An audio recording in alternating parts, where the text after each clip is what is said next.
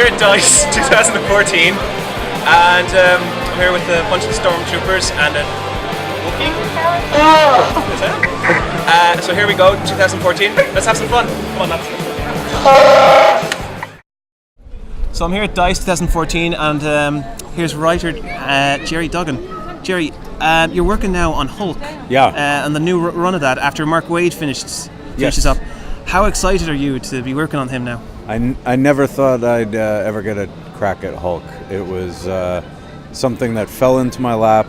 Mark got really busy on some other projects, and somehow it fell to me. I don't know whether, but I got the call. I started thinking about it immediately, and I have very few I had a lot of ideas in folders for Hulk, but then there was just one idea that I really wanted to Doc Green. Yeah, Doc Green and the Omega Hulk, which he is very interested in being the only Hulk. Yeah. And it's been a lot of fun. Mark Bagley is just drawing the hell out of this book. It's, I think, his finest work. And Marvel is letting me play rough with some of the toys. And you've also got Gary Frank on some of the variant covers, doing very well. I mean, I've always been very lucky in collaborators, and never more so than on Hulk. Is that going to be an issue, the music? No. We'll just it is. It's angelic. Anytime I talk about the Hulk, that's good. There's very relaxing. It's kind of ominous as well, though. Yeah. Oh, for sure. No, it's been a real joy to write. The editors have been so helpful, and I'm tying things in with some other writers, working with them in some other books. Can you tease us a little bit what's going on? Because usually the Hulk is usually by himself, especially lately. Even with the Avengers books, he's mainly off onto one side. Yeah. Will the Avengers come in on this? Well, look, he's already, if you're up to date, he's already taken one Hulk off the board. Yes. But his work is not done, and Jennifer would have some friends who might be interested in that not happening. Yeah. But then Red Hulk, how is that going to be dealt with? Because the last time we know those two actually have a proper scuffle, Red Hulk kind of came out on top. Well, I don't want to tease too much about the confrontations, plural. But there's going to be. Look, Ross has a military background. He does. And he will know that the best defense is a good offense. And he's already doing that in the Hulk, in the pages of this book. And he's made a career out of fighting the Hulk, to be fair. Yeah, and there is a plan. Doc Green has a lot of plans, some of which you are hip to, some of which you're not. Yeah. How long before we actually find out why he's doing this? It seems like on the surface he just literally wants to be numero uno, but then at the same time, is there maybe something else behind all of it? Well, he says he's being very altruistic and doing this to save the planet, which you can believe that or you can not believe it. I'm actually interested in what people are bringing to the book. The reactions, I think, have been really fun. Some people think it's great that this is a plan of his, and some people are thinking, well, this is an awful plan. But it's got people excited about Hulk, I think. It's always good for that. Yeah, and I'm having fun, and I think anytime the creators are having fun, hopefully that translates. Bagley has said that he's having fun, and in the end, that's all you could really hope for, is the fun experience. We can't control what anyone thinks about it in the end, but there is a definite moral question about Doc Green.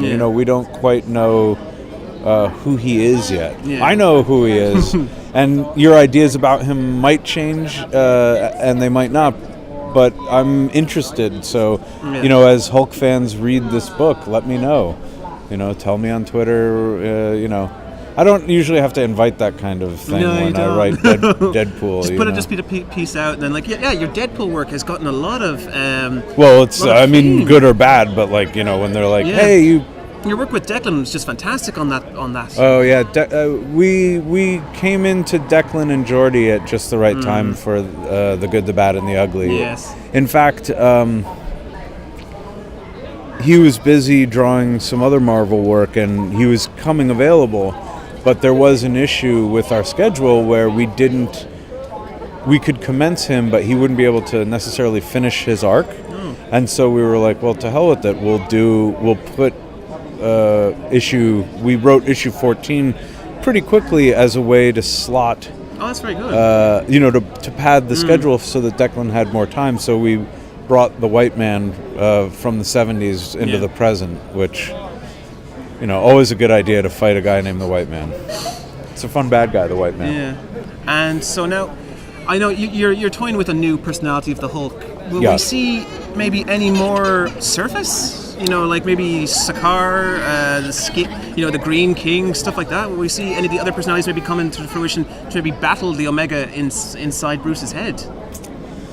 You will see a fight for the steering wheel of that body, but I don't want to say how because you didn't quite. It's in the ballpark, right. But it's not quite exactly inside of the lines. But I think the interesting thing about Doc Green, might be to give him the struggle that Banner had for a little while, and I like that. Because he doesn't sleep, doesn't give Bruce any opportunity to take control again. He is dominating Banner in the way that Banner tried to, and often was successful in dominating the Hulk persona.